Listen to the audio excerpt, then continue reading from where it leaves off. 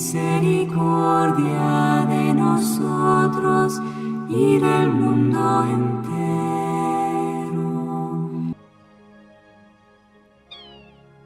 La misericordia es una gracia, un regalo de lo alto.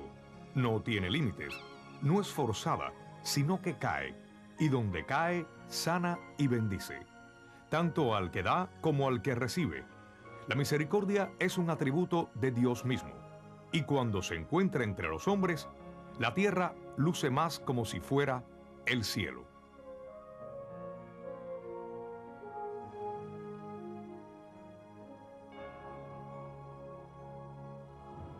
Oscuridad, violencia, confusión, miedo.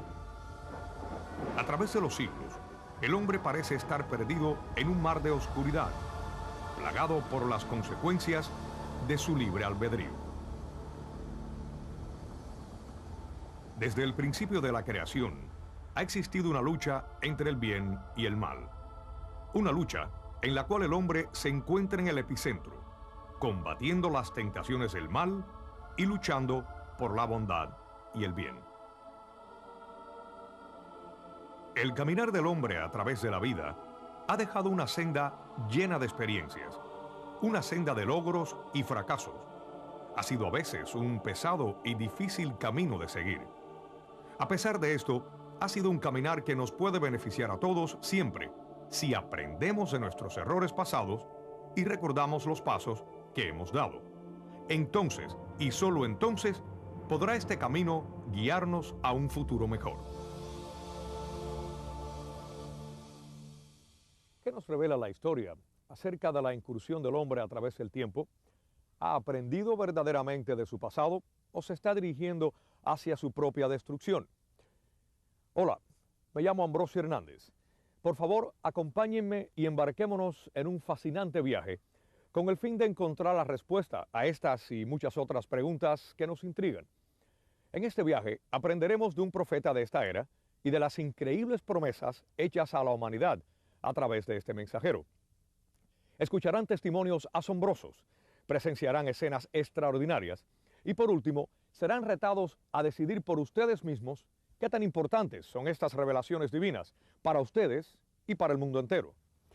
¿Son acaso los eventos que estamos presenciando en el mundo los mismos que han sido anunciados a través de los tiempos? ¿Está acaso la humanidad dirigiéndose hacia su propia destrucción? Hay un antiguo refrán que dice que si el hombre no recuerda su pasado, entonces lo más seguro es que lo repita. Y si esto es verdad, entonces esto es lo que está sucediendo.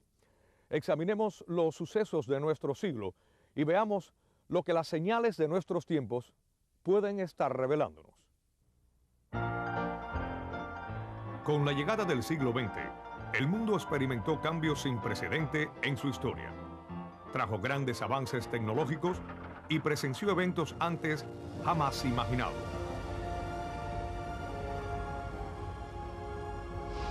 En su ansia de ser mejor, más rápido y fuerte, el mundo ha experimentado grandes triunfos y tragedias devastadoras.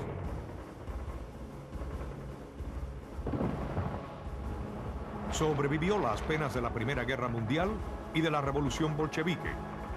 Durante 2 décadas de paz relativa, la humanidad presenció la Gran Depresión y el surgimiento del Tercer Reich de Hitler.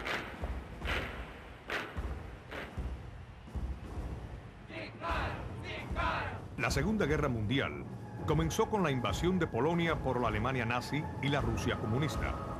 Vimos los horrores de la guerra y las atrocidades del Holocausto. Esta Segunda Guerra Mundial terminó con una explosión atómica que amenazó con aniquilar a la raza humana.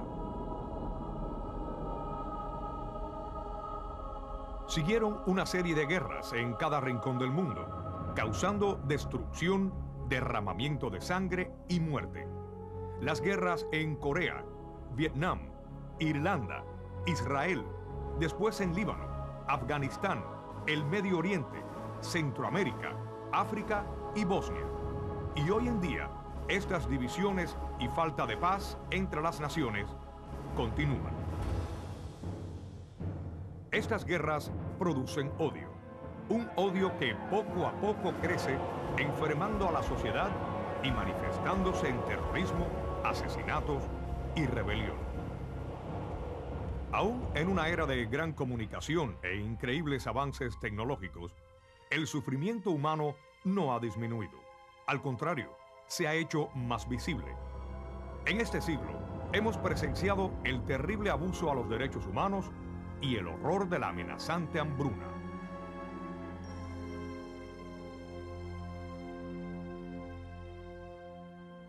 Hoy en día, la naturaleza misma está amenazada. Nuestro planeta se ahoga por la contaminación del aire y del agua y está siendo envenenado por los desechos tóxicos y la basura. La raza humana lucha contra la adicción al alcohol y el abuso de las drogas, mientras nuestros cuerpos son invadidos por nuevas e incurables enfermedades como el SIDA y el cáncer. La inmoralidad, abuso sexual, aborto y el crimen invaden la pureza de nuestra sociedad. Estos sucesos diarios traen como consecuencia ansiedad, temor y una aterradora falta de paz en nuestros corazones. Aun cuando los tiempos en que vivimos son alarmantes y el camino que parece recorrer el mundo es peligroso, este es, sin embargo, el camino del reencuentro de la humanidad. Y a medida que nos acercamos al final del siglo XX, con todos nuestros avances científicos y también capacidades tecnológicas, ¿por qué es que no somos capaces de encontrar soluciones a los problemas que ponen en peligro nuestra propia existencia? ¿Será porque continuamos ignorando a Dios y seguimos rechazando sus soluciones? En el curso de la historia humana, en el momento en que una crisis espiritual, social, política o de cualquier naturaleza atenta contra la humanidad, Dios en su misericordia ha mandado a sus profetas y visionarios para ayudar a su pueblo a sobrellevar la crisis y beneficiarse de ella. Infinidades de relatos provenientes de fuentes fidedignas hacen referencia a las crisis de la humanidad y a la eterna misericordia de Dios. Por ejemplo, en el Antiguo Testamento leemos cómo el pueblo escogido rechazó a Dios y como consecuencia fue llevado hacia su propia destrucción. Los relatos de Nínive, Sodoma y Gomorra son algunos ejemplos clásicos. Estas narraciones demuestran cómo Dios en su misericordia mandó mensajeros para alertar a su pueblo de su inminente destrucción y les señaló el camino de la salvación. En el caso de Nínive, el pueblo creyó y se salvó, pero en el caso de Sodoma y Gomorra rechazaron la palabra de Dios, rechazaron su misericordia y terminaron siendo destruidos. La salvación en cada una de estas sagas dependió de la respuesta del hombre a la oferta misericordiosa de Dios.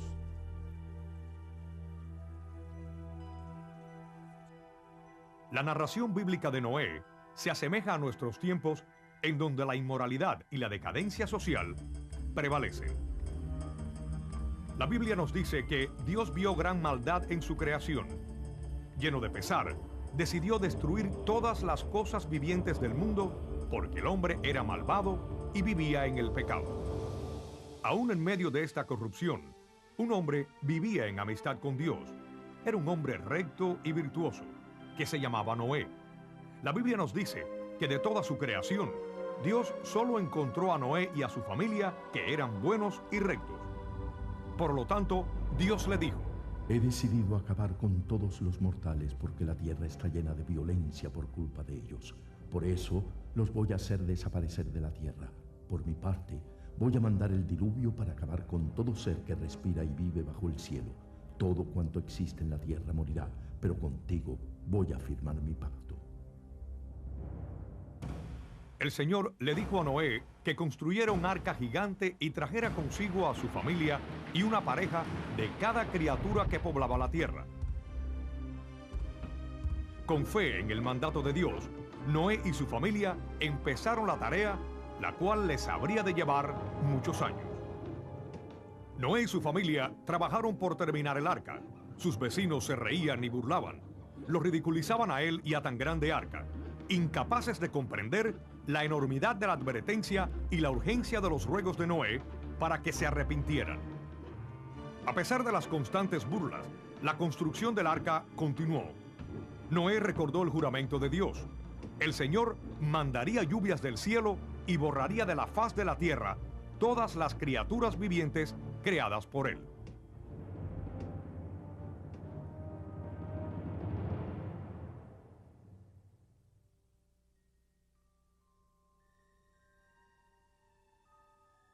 La lluvia comenzó a caer suavemente. Al principio, la gente se juntaba para reírse de Noé y el gran diluvio que había predicho, inconscientes de la devastación y muerte que les esperaba. Pronto, la suave lluvia se tornó en algo que jamás habían imaginado, y sus burlas pronto se olvidaron y su preocupación se convirtió en miedo.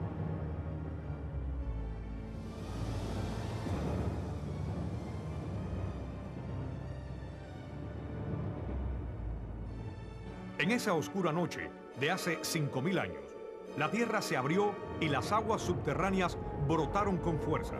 La lluvia cayó del cielo en torrentes, con violenta fuerza castigadora. La incansable lluvia continuó en la tierra por 40 días. A medida que las aguas aumentaron, levantaron el arca hasta que quedó por encima de la tierra. Las aguas subieron y subieron hasta que las más altas montañas de la tierra quedaron sumergidas y las crestas de las aguas muy por encima de ellas.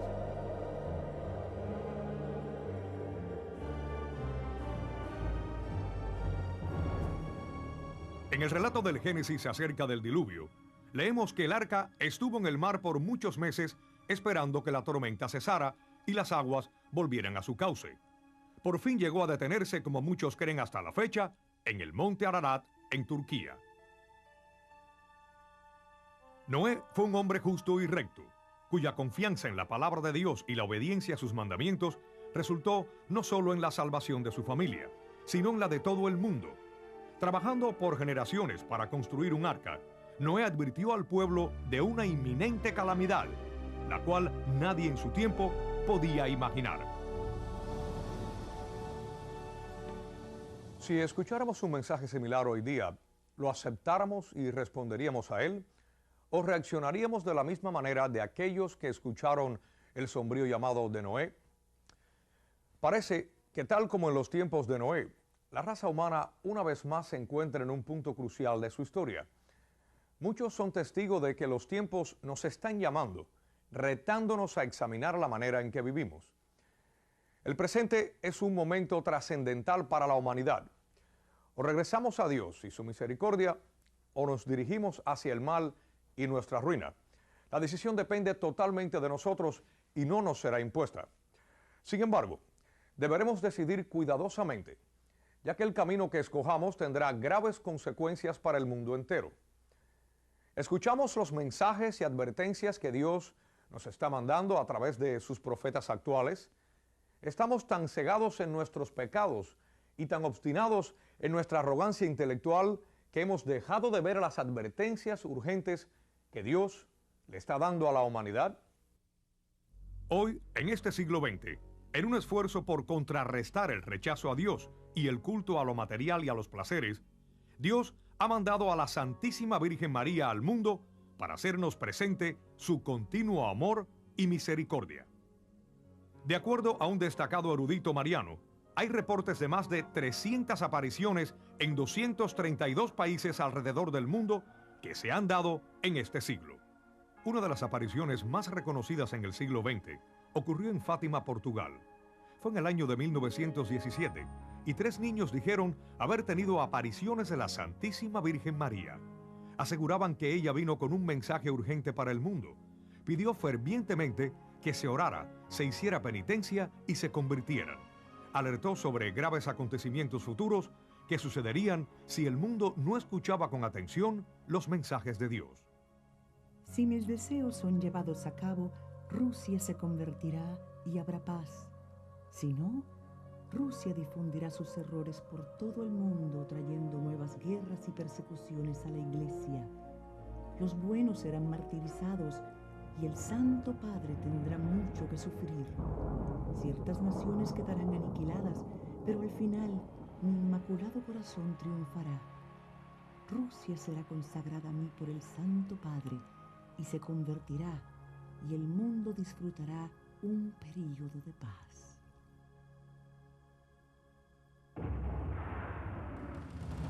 Esta profecía ciertamente sería comprobada.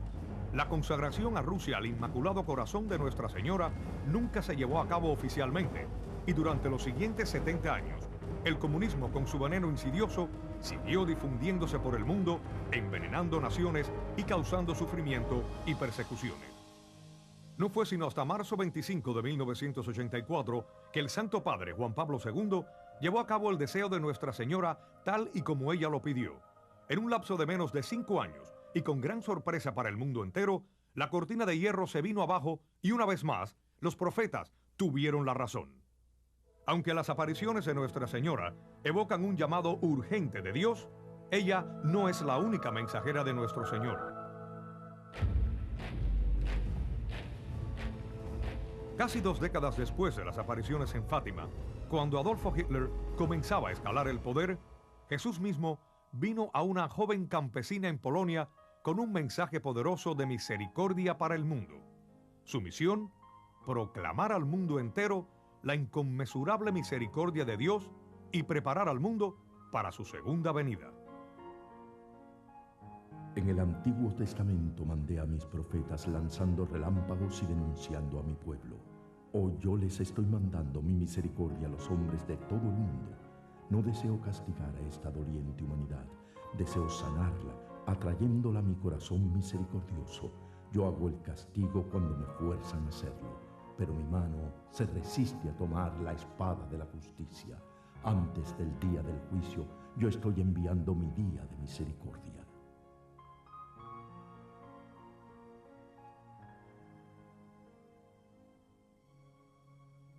En 1938, al morir, esta sencilla religiosa dejó 6 libretas con más de 600 hojas escritas con sus inspiraciones personales y los hechos sobrenaturales, incluyendo conversaciones y mensajes del Señor.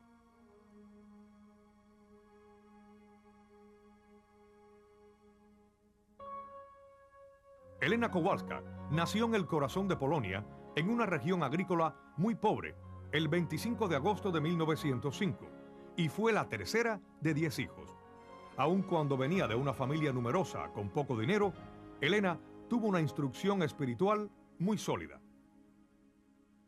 Siendo una niña pequeña, tuvo experiencias espirituales únicas. Empleaba su tiempo en prácticas devocionales y en la oración. Al principio de su diario, Elena recuerda claramente que cuando tenía 7 años, ella oyó la voz de Dios llamándola a la vida religiosa. Elena ya había trabajado varios años como trabajadora doméstica. Sus padres no querían oír de su insistencia a convertirse en religiosa. Solo por obediencia a ellos, continuó sirviendo en las mejores casas de la ciudad.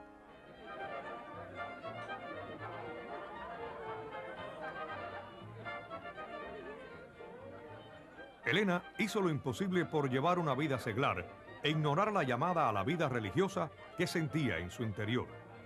Un día, cuando contaba con 19 años, mientras asistía a un baile, tuvo una visión de Jesús siendo despojado de sus ropas y azotado. ¿Hasta cuándo he de soportarte?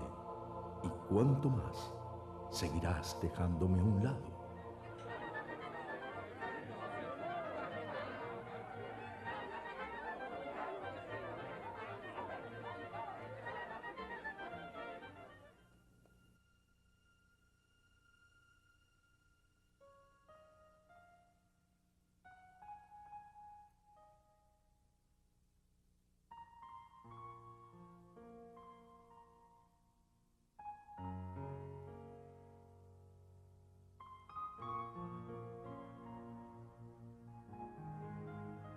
Señor Jesús, sé bueno y déjame saber qué debo hacer enseguida. Ve a Varsovia de inmediato. Ahí entrarás a un convento. Respondiendo al llamado de Dios, Elena viajó a Varsovia y finalmente fue encaminada al convento de las Hermanas de Nuestra Señora de la Misericordia, una comunidad que se dedicaba a ayudar a mujeres jóvenes con problemas. Fue aceptada en la congregación el 1 de agosto de 1925. En el noviciado cerca de Cracovia, Elena comenzó su entrenamiento en la vida religiosa. Cuando tomó el hábito, tomó también el nombre religioso de María Faustina.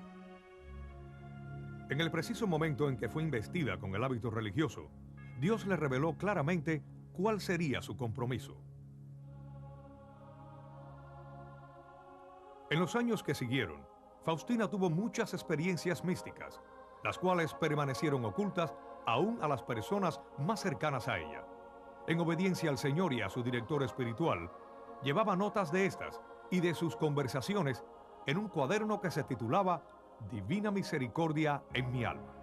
Sus escritos revelan que ella escribió con seguridad y para siempre, sin correcciones ni borrones.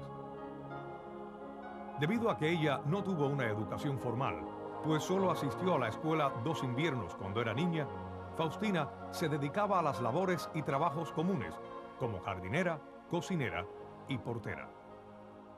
Aun cuando Faustina vivía una vida de gran sencillez y humildad, logró cosas extraordinarias de la manera más ordinaria.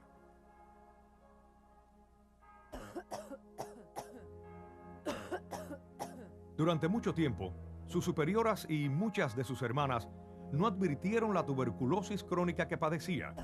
Con los años se fue agravando, pero Faustina, a base de su extraordinaria voluntad, llevaba a cabo todo lo que se le pedía. En el plan de Dios, todo esto servía para perfeccionar su confianza, fe y obediencia. Como Noé, una fe y obediencia necesarias para una misión que exigiría aún más de ella. Por medio de una serie de revelaciones a la hermana Faustina, nuestro Señor le enseñó lo fundamental de la confianza y la misericordia, y Él la usó como un canal para prodigar grandes tesoros y recordatorios al mundo. Por la tarde, cuando me encontraba en mi celda, vi al Señor Jesús vestido con una túnica blanca, una mano levantada en actitud de bendecir, y de entre la túnica, ligeramente abierta al lado del pecho, emanaban 2 rayos largos, uno rojo y otro pálido. Pasado un rato, Jesús me dijo: Pinta una imagen de acuerdo a lo que ves, con la leyenda al pie que diga: Jesús, confío en ti.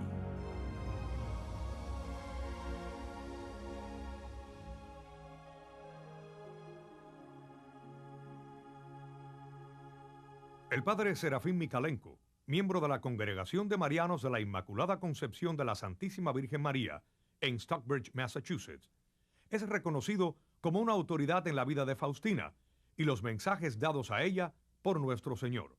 El padre comparte lo que él intuye. Sor Faustina jamás ocupó ningún puesto importante en el convento y se le encargaban trabajos propios de una sirvienta. Aún así, Cristo la escogió para ser la secretaria de sus mensajes y del apostolado de su misericordia. Su misión era hacer a la humanidad consciente del hecho de que Dios es misericordioso. Él es el amor en sí mismo que se derrama por nosotros, y su deseo es que nadie escape de ese amor misericordioso. Por medio de muchas experiencias místicas y de revelaciones, el Señor le ordenó que pintara una imagen de él. Cuando le dijo que la hiciera, le prometió que el alma que venere esta imagen no perecerá. Ellos saldrán victoriosos de sus enemigos aquí mismo en la tierra y especialmente a la hora de la muerte. También dijo que él mismo los defendería como a su propia imagen. Las características específicas de la imagen que se le ordenó pintar a la beata Faustina y que ha de ser venerada por todo el mundo, sobre todo el primer domingo después de Pascua, son los rayos rojos y pálidos que fluyen sobre quien los mira saliendo de entre sus ropas y que se abren un poco en el área de su corazón. El significado de estos rayos se encuentran en varios pasajes de la Escritura y, de acuerdo a las explicaciones mismas de nuestro Señor, estos rayos representan la sangre y el agua que emanaron de su costado cuando el soldado lo hirió con la lanza. Esta es la suprema representación de Dios derramándose a sí mismo por amor y misericordia para nuestro beneficio espiritual. La Madre Superiora y el director espiritual de Sor Faustina, el padre Sofashko, la sometieron a exámenes para poder probar su estabilidad psicológica. La doctora en psiquiatría, María Marszkiewska, certificó que no encontró evidencia alguna de desórdenes anormales del sistema nervioso, ni ninguna desviación mental en Sor Faustina. Por lo tanto, con la aprobación de la Madre Superiora, Sor Faustina fue puesta en contacto con un pintor para que hiciera la imagen que Cristo pidió en la visión. Cuando ella vio por primera vez la imagen que estaba siendo pintada bajo su dirección, lloró decepcionada y se quejó con Jesús.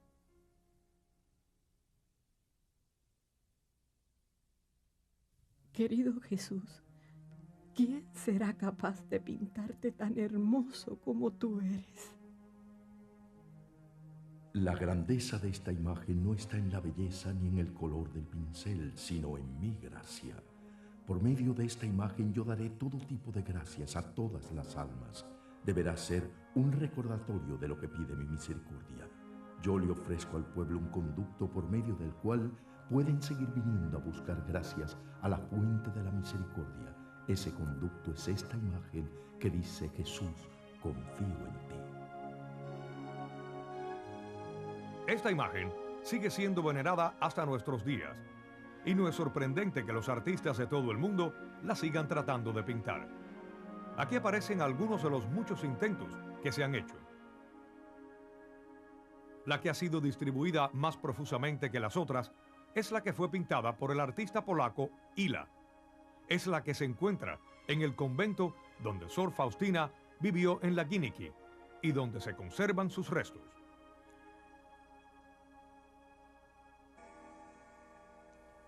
En sus revelaciones a la hermana Faustina, el Señor le concedió muchas gracias especiales. Le pidió un tiempo especial de meditación para recordar su pasión y muerte, y le dio instrucciones a Faustina de orar a las 3 de la tarde por sus necesidades personales, pero más que nada por aquellos que se encuentran atrapados por el pecado. Dios también añadió una gran promesa a todo esto, diciendo: esta es la hora de la gran misericordia. En esta hora no le negaré nada al alma que me pida algo en virtud de mi pasión. Y nuestro Señor también le dio una oración especial, la corona de la divina misericordia, en la cual le prometió: oh, qué grandes gracias yo daré a las almas que recen esta corona. Lo más profundo de mi tierna misericordia se mueve en favor de aquellos que rezan la corona de misericordia. Padre eterno, te ofrezco el cuerpo, la sangre, el alma y la divinidad de tu amadísimo Hijo, nuestro Señor Jesucristo, en reparación por nuestros pecados y los del mundo entero. Por su dolorosa pasión, ten misericordia de nosotros y del mundo entero. Por su dolorosa pasión, ten misericordia de nosotros y del mundo entero. De acuerdo a las revelaciones otorgadas a la Beata Faustina, la acción redentora de nuestro Señor presente en la Eucaristía va mucho más allá y se aplica a las necesidades del mundo cuando recitamos la corona de la Divina Misericordia. Jesús pedía a Faustina que rezara esta oración incesantemente, pero Él desea que esta oración sea rezada especialmente durante los 9 días que preceden el primer domingo de Pascua, día que Él quiere que se conozca como la fiesta de la Divina Misericordia. Nuestro Señor prometió: por medio de esta novena, otorgaré toda la gracia posible a las almas. Es muy fácil para nosotros, cuando escuchamos esta promesa, pensar en la corona como una fórmula mágica para alcanzar de Dios cualquier cosa que queramos. Pero esto sería un gran error. La corona no es una fórmula mágica. Su poder emana de que Jesús nos permite ofrecernos con Él, en su acto supremo y único de la cruz, para nuestras necesidades aquí, ahora. Él hizo lo que el Padre deseaba. Él salvó a todos los seres humanos al ofrecerse. De hecho, nosotros en esta oración incluimos a todos. Ten misericordia de nosotros y del mundo entero. Al hacer esto, imitamos el amor de Dios por todos y se resume en lo que es bueno para todos.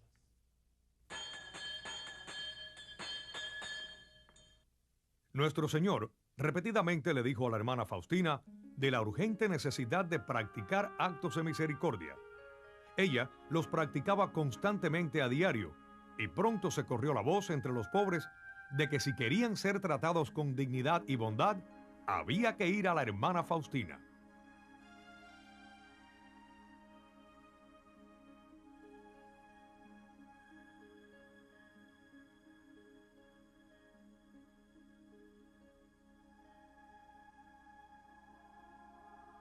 Hija mía, la bendición de los pobres que me bendicen al alejarse de ti ha llegado a mis oídos. Tu compasión dentro de los límites de la obediencia me ha agradado. Y esta es la razón por la que bajé de mi trono para probar los frutos de tu misericordia.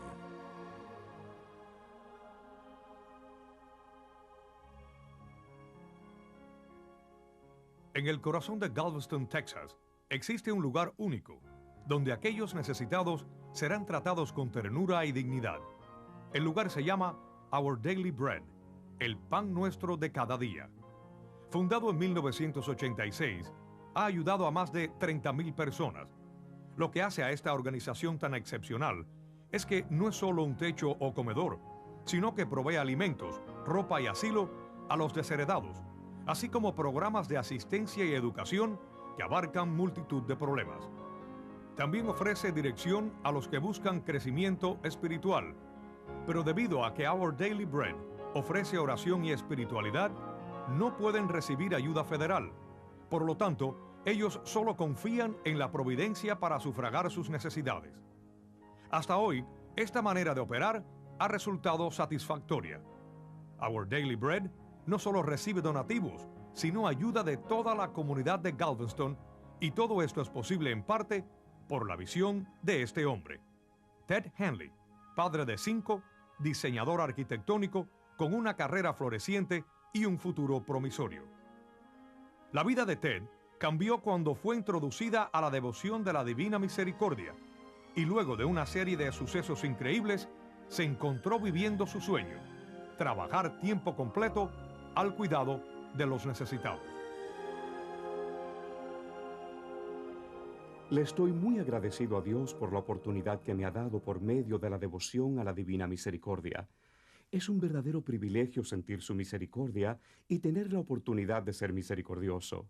Hay muchas maneras de mostrar misericordia a la gente, las obras corporales y espirituales. Esa es la lista y es muy sencilla y directa. Debemos recordar que el perdón es muy importante porque muy a menudo tenemos que perdonarnos por las veces que hemos desperdiciado oportunidades de ser misericordiosos. Tenemos que perdonar a otros que se encuentran inmersos en su dolor y desesperanza y no son misericordiosos. Debemos reconocer que a pesar de nuestras diferencias, Dios nos llama a todos a ser misericordiosos y a ser vehículos de misericordia en su mundo. Él espera que permitamos que su misericordia fluya de nosotros hacia los demás.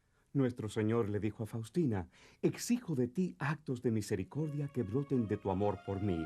Debes mostrar misericordia a tu prójimo, siempre y en todo lugar. No debes retraerte ni buscar excusas o disculparte. Es un verdadero reto el ser misericordioso siempre y en todo lugar. Hay quien dice: si quieres conservar algo, lo tienes que dar. Y así es con la misericordia de Dios. Si quieres conservarte en su misericordia, tienes que estar dispuesto a compartirla con otros y a ser instrumento de su misericordia en este mundo. De hecho, Ted Henley es un ejemplo vivo de la misericordia en acción. Él escuchó el mensaje evangélico y lo hizo parte de su vida. A nosotros también se nos ofrece esa misma oportunidad en nuestras vidas diarias. El padre George Kosicki era profesor de bioquímica en la Universidad de Windsor. Hoy es administrador internacional de la Divina Misericordia, una organización dedicada a difundir la devoción a la Divina Misericordia en todo el mundo. Como director de programa en televisión y autor de fama internacional, se le respeta mundialmente como autoridad en el tema de la misericordia. El mensaje de la misericordia es que Dios es misericordioso y quiere tener misericordia con cada uno de nosotros, especialmente con el pecador, los miserables y más desafortunados. En eso consiste su plan, en que nosotros recibamos con confianza esa misericordia y seamos misericordiosos con otros, como recordar este mensaje, sintetizando el que se le dio a la beata Faustina. 1. Pide su misericordia. 2. Sé misericordioso. 3. Confía totalmente en Jesús. Nadie quede excluido de la misericordia de Dios, no importa el color, horror o inmensidad de los pecados. La misericordia de Dios es más grande que todo. En el año de 1938, Sor Faustina se encontraba muy enferma.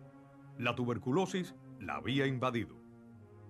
Hija mía, anima a las almas a rezar la corona que te di, por medio de la cual me complazco en otorgar todo lo que se me pide.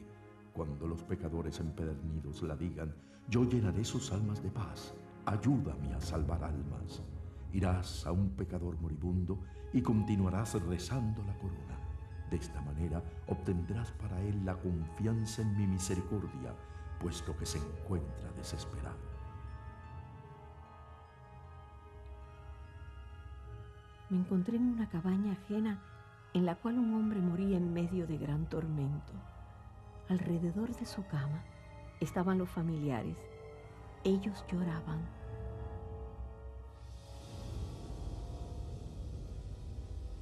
De repente aparecieron una multitud de demonios.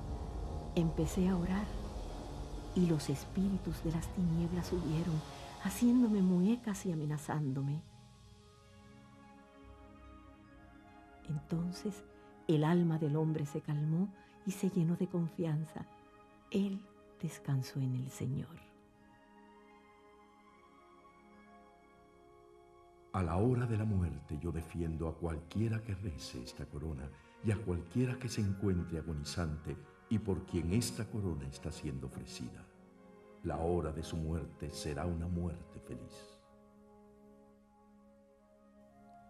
En ese mismo momento me encontré otra vez en mi habitación. ¿Cómo sucede esto? Yo no sé. La beata Faustina seguía confinada a su cama. Su enfermedad estaba en la última fase. Sus hermanas rezaban la corona como parte de su devoción. Faustina vivió hasta completar el sexto y último cuaderno de su diario.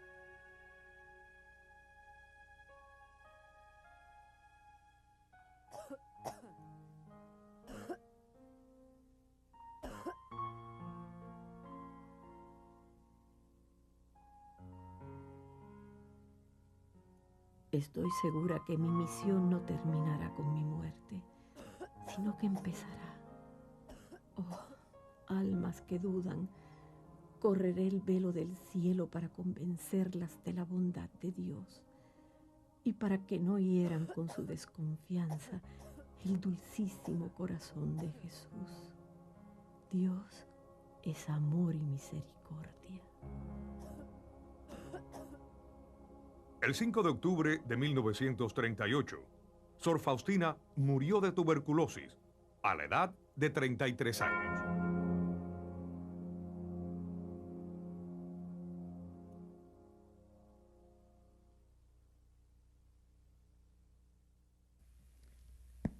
Aunque la vida mística de Sor Faustina no ha sido difundida aún como la de Santa Catarina de Siena o Santa Teresa de Ávila, su mensaje es de igual importancia, o quizá de mayor importancia, para nuestros tiempos.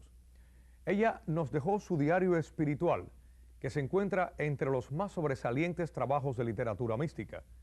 El Señor se le apareció a Sor Faustina con una revelación muy especial, la revelación de su divina misericordia, y ella aceptó ser la secretaria de su misericordia y de llevar una relación de sus palabras acerca de la misericordia de Dios, llamando así a la gente a un entendimiento más profundo de que el amor de Dios es ilimitado y accesible a todos, especialmente a los grandes pecadores. Nuestro Señor le dijo a Faustina, entre más pecados se hayan cometido, mayor es el derecho que se tiene a mi misericordia. Así como predijo su muerte, también predijo la Segunda Guerra Mundial. En menos de 11 meses, los aviones alemanes cruzaban la frontera polaca y comenzaron los bombardeos. El nombre de Faustina permaneció virtualmente desconocido hasta después de que se declaró la guerra. Pero pronto, la vida de la humilde monja y la devoción a la Divina Misericordia se propagaron rápidamente. Fue motivo de gran inspiración y fortaleza para miles durante la guerra, especialmente en los campos de concentración. Así como ella correctamente predijo la Segunda Guerra Mundial y la continuación de su misión, Faustina también predijo que llegaría el día en que pareciera que su misión estuviera destinada al fracaso. El 28 de noviembre de 1959, A pesar de la aceptación internacional a esta devoción, la misma fue prohibida. La Santa Sede prohibió que se propagara la devoción a la Divina Misericordia en la forma de los escritos de Sor Faustina. Y para muchos pareció como si la misión de Faustina hubiera llegado a su fin. El cardenal Andrew Maria Descour, antiguo director de comunicación social del Vaticano, estaba presente en Roma cuando la prohibición se llevó a cabo. Él relata que la razón esencial que inició la prohibición fue debido a una interpretación errónea, confusión en la traducción del diario, los cuales la Santa Sede no fue capaz de verificar debido a la existencia de diferencias políticas y a la poca credibilidad del autor. Mientras tanto, el obispo de Cracovia, el cardenal Karol Wojtyła, se sentía continuamente presionado por los laicos, rogándole que iniciara el proceso de beatificación de Sor Faustina. No se animaba a hacerlo por la prohibición existente. Al llegar a la tercera sesión del Concilio Vaticano, aún se sentía indeciso sobre qué hacer. Así que, siendo yo su amigo, le sugerí que hablara con el cardenal Ottaviani, quien era el prefecto de la Sagrada Congregación del Santo Oficio, para que le preguntara si podía iniciar el proceso. Así lo hizo, y cuando le preguntó al cardenal, el cardenal, tomándolo de la mano, le dijo: «Querido padre, usted es muy joven, yo soy un hombre viejo y ciego con la mirada hacia los testimonios.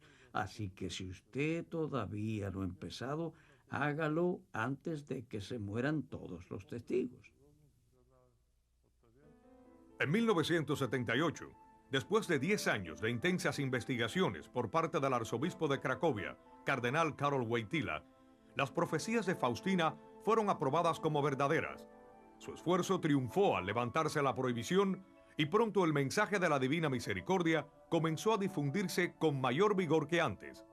6 meses más tarde, el cardenal se convertiría en el Papa Juan Pablo II. Jamás en la historia del papado ha habido un papa tan accesible y amado como Juan Pablo II.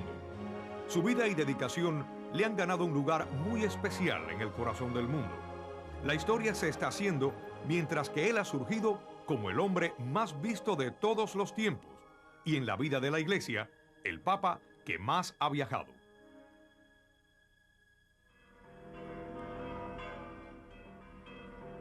Es más, otra de las profecías de Sor Faustina resulta verdad.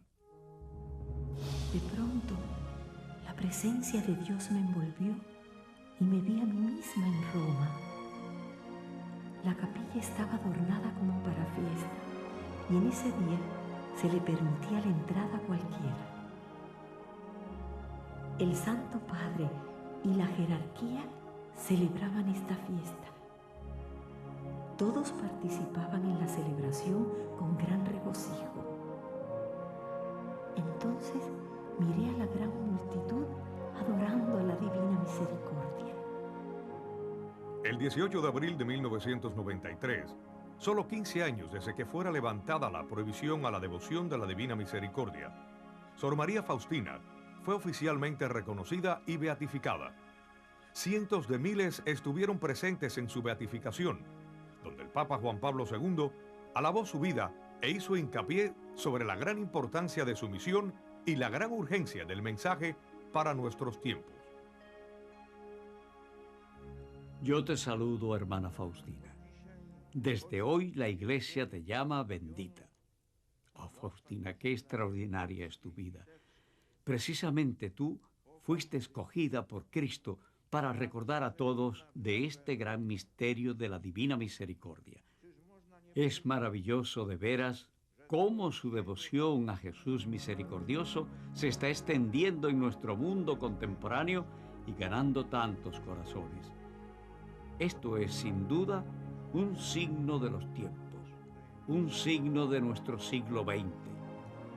El balance de este siglo que termina presenta gran inquietud por el futuro. ¿Dónde, si no en la Divina Misericordia, podría el mundo encontrar refugio y la luz de la esperanza?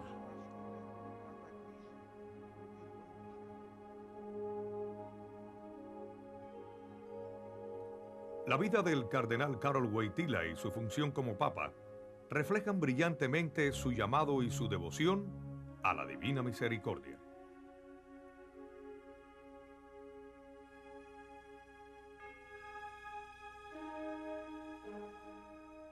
Fue el 13 de mayo de 1981, en la fiesta de Nuestra Señora de Fátima, que el Santo Padre sufrió un atentado que probaría la profundidad de su compasión y su compromiso a la práctica de la misericordia. Un gesto de júbilo salió de la muchedumbre cuando el Santo Padre se acercó despacio. Su automóvil abierto casi completaba la segunda vuelta alrededor de la plaza. El Papa saludaba a la gente tocando las manos extendidas y extendiendo a la vez sus brazos en señal de bendecir. Acababa de levantar a una niña rubia, la abrazó y la besó. Mientras la bajaba, el Papa se quedó inmóvil por un instante y luego cayó herido al piso de su automóvil. Los presentes quedaron paralizados de terror. Algunos lloraban. Esta fue una acción impensable, un hecho que cimbró al mundo. El pontífice fue llevado rápidamente a uno de los hospitales mejor equipados de Roma, el Policlínico Gemelli, localizado en las afueras de la ciudad. Durante los 15 minutos que duró el viaje por las calles de Roma, en la hora de más tráfico, el Papa Juan Pablo II nunca perdió el conocimiento. Con mucho dolor y sangrando profusamente, murmuró estas palabras en polaco: Matka, moja matka, madre mía, les dijo a sus ayudantes que ya había perdonado a su agresor. En la plaza de San Pedro reinaba la confusión. La policía del Vaticano arrestó a un hombre turco de 23 años, Mehmet Ali Akka, un ferviente musulmán miembro de un grupo de derecha, quien les dijo a las autoridades que él quería matar al Papa para vengar a las víctimas del imperialismo ruso y de Estados Unidos. Fue sentenciado y recibió cadena perpetua. Mientras tanto, en el Policlínico Gemelli, los fieles oraban. Después de una larga pero exitosa intervención quirúrgica, el Papa Juan Pablo II empezó la larga y dolorosa recuperación. El hecho en sí de que se haya salvado fue milagroso. De hecho, los doctores estaban asombrados al ver el curso que tomó la bala, cambiando de dirección para no tocar órganos vitales. Parecía que una mano sobrenatural hubiera guiado la bala. En cualquier otro caso, una herida mortal como esta hubiera hecho mucho más daño interno. La trayectoria desafió las leyes de la balística y dejó a los expertos médicos anonadados. Es fascinante lo que vivió el Santo Padre durante su recuperación. Pidió dos cosas. Primero, quería revisar todos los documentos originales acerca de Nuestra Señora de Fátima, a quien él atribuye haberle salvado la vida. Y segundo, quería que se le leyera el diario de la hermana Faustina.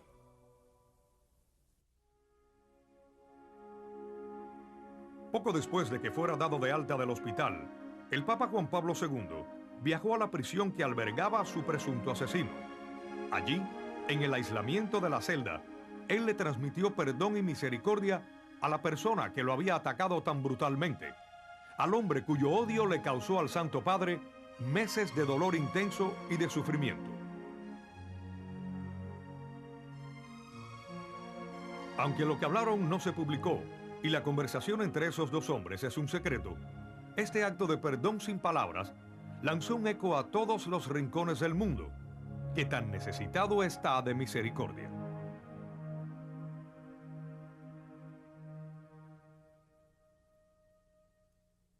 El Papa Juan Pablo II es un verdadero apóstol de la Divina Misericordia. Su vida y ejemplo nos enseñan claramente cómo debemos aplicar este mensaje en nuestras vidas. No todos nosotros seremos llamados como el Santo Padre a perdonar a quienes nos asaltan, ni tampoco tendremos como Ted Henley la oportunidad de asistir al pobre, pero cada uno de nosotros, sin importar quiénes somos o las circunstancias en las que nos encontramos, tiene la oportunidad de poner en acción la gran promesa de la misericordia. El mensaje de la misericordia es tan importante para el Santo Padre que su segunda encíclica se llamó Divis in Misericordia, rico en misericordia.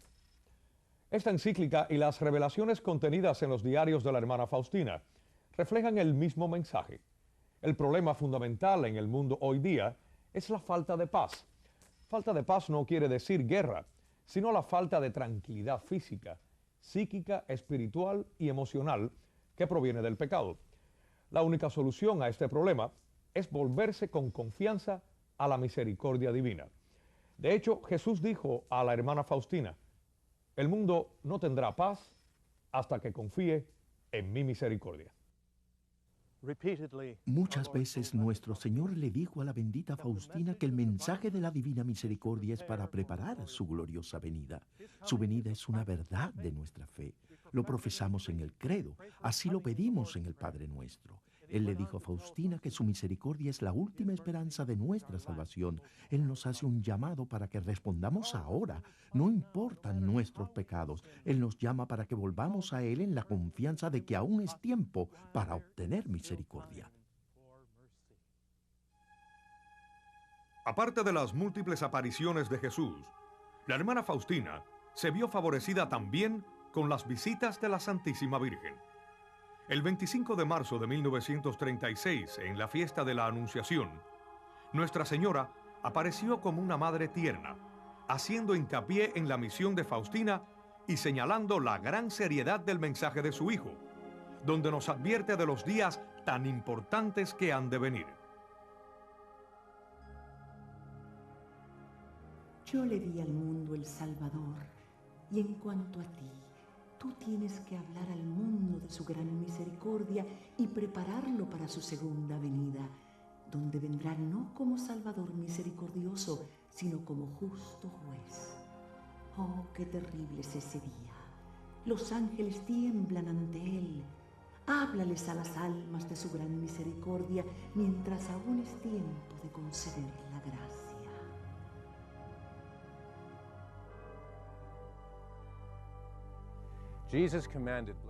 Jesús le ordenó a Faustina que hablara a todo el mundo de su misericordia. Él dijo que es un signo de que se acercan los últimos días del mundo y después vendrá el día de la justicia. Él le anunció lo que había de suceder diciendo: antes de que yo venga como justo juez, abro primero las puertas de mi gran misericordia. El que rehúse pasar por la puerta de mi misericordia tendrá que pasar por la puerta de mi justicia.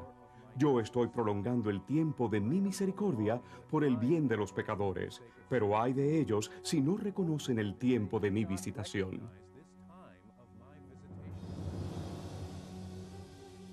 Estas son palabras poderosas, una advertencia de amor y de misericordia en verdad, pero no deja de ser una severa advertencia. Los últimos días del mundo, tal y como se mencionan aquí, pueden no significar que toda vida en el mundo será aniquilada y la tierra destruida.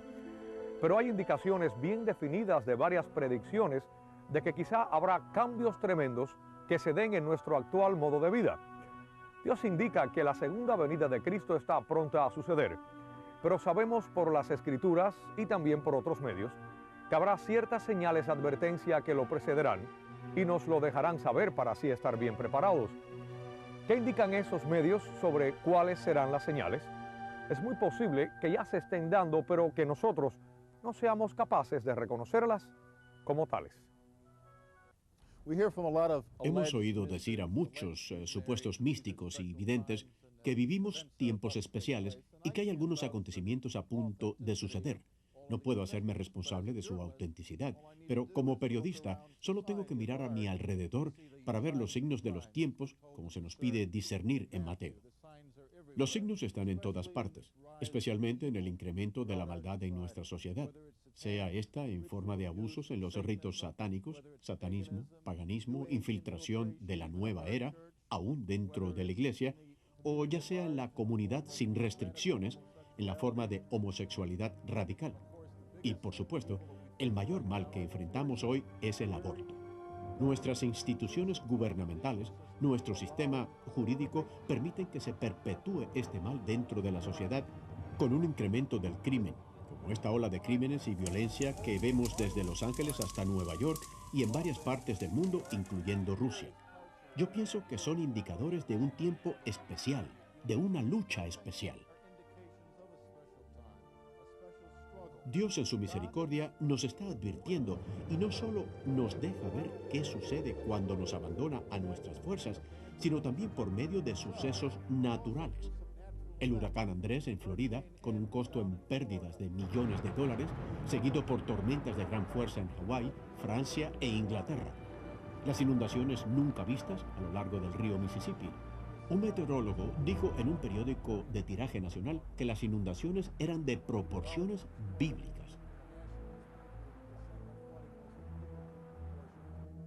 Yo creo que es necesario observar estos signos de los tiempos no solo en el clima y sus cambios radicales, no solo en los temblores y en los sismos que se dan en todo el mundo, sino también las epidemias como el SIDA. Esta es una clara indicación de Dios que nos dice que volvamos al camino, porque si no, seguramente veremos un incremento gradual en frecuencia e intensidad hasta que, como dice Sor Faustina, sucederá un desastre mundial que nos indique que Cristo regresa y que ese Cristo quiere que volvamos al orden. ¿Esto que estamos viendo es solo una mala jugada de la naturaleza? ¿O lo que hemos visto hasta hoy es tan solo una muestra de lo que vendrá? ¿Será posible que Dios en su infinita misericordia esté aumentando la intensidad y la severidad de sus avisos para atraer más almas antes de que sea demasiado tarde, antes del día de su justicia? Algunos tienen dudas, pero exactamente qué es lo que sucederá, cuándo y cómo, nadie lo puede decir. Lo que sí sabemos es que esos avisos repetidos nos dicen que algo tremendo le espera a la humanidad. Cuando Dios mandó el diluvio en tiempos de Noé, no solo estaba castigando al mundo, sino ofreciéndole una oportunidad de relacionarse más profundamente con él. Noé y su familia respondieron a ese llamado y el mundo se renovó. Hoy Cristo no nos amenaza con un desastre, sino que nos llama desde la cruz y desde su costado fluye una nueva inundación, una inundación de misericordia y perdón. Como Noé y como Faustina, nosotros también estamos siendo invitados a una relación muy profunda con Dios, una relación en la que estamos llamados a recibir su misericordia y también a compartirla con otros. Ahora es el tiempo de la misericordia. No importa qué males hagamos o qué promesas hayamos roto, Dios nos asegura su promesa, su divina misericordia que es infinita y eterna. Y esta es más que una promesa, es un llamado a la conversión y al arrepentimiento y un llamado a la santidad que puede ser nuestra si retornamos a Dios, si aceptamos su misericordia mientras estamos todavía a tiempo. Dios no nos va a forzar para que aceptemos su misericordia. Él la ofrece libremente y el resto nos corresponde a nosotros. Al final, la elección es nuestra, la aceptamos o la rechazamos. Y si la rechazamos, seremos los únicos culpables de las consecuencias que afrontemos. Y si aceptamos, entonces no tendremos nada que temer. Tendremos la seguridad de su perdón, de su amor y de su misericordia. Y todo lo que tenemos que hacer es volvernos a Él con confianza y pedírselo. Una sola cosa es necesaria, que el pecador abra la puerta de su corazón, aunque sea solo un poquito para permitir la entrada de un rayo de la gracia misericordiosa de Dios, y luego Dios hará lo demás. Que los más grandes pecadores pongan su confianza en mi misericordia. Ellos tienen derecho antes que los otros a confiar en el abismo de mi misericordia. Las almas que suplican mi misericordia son mi deleite. A esas almas yo les doy más gracias de las que piden. No puedo castigar al más grande pecador si suplicando pide mi compasión, sino al contrario, yo lo justifico en mi inmensurable e inescrutable misericordia. Por eso es que nadie tema acercarse a mí, aunque sus pecados sean los más graves.